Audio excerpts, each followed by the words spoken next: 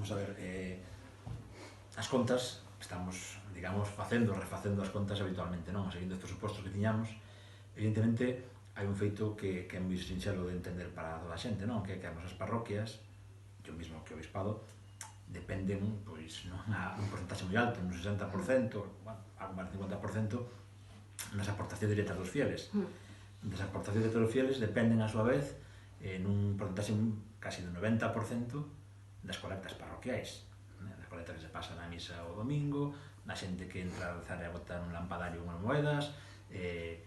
donativos que che levan á sacristía e tal. E non podemos esquecer que 2 meses completos prácticamente estiveron as iglesias cerradas ao culto público, non? De que estaban abertas para ir a rezar e tal, pero evidentemente iso unido a que moita xente pois, non pode sair de casa ou non debería sair por motivos de idade, que son os que máis veñen tamén a, digamos, a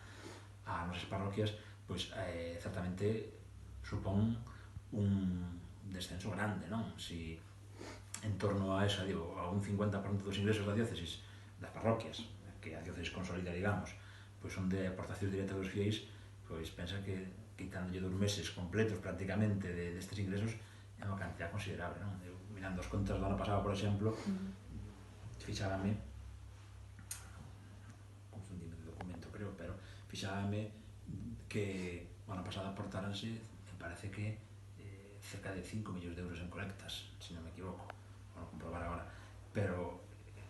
dividimos eso entre 12 meses e quedámonos con 2 meses, é unha cantidad considerable, non?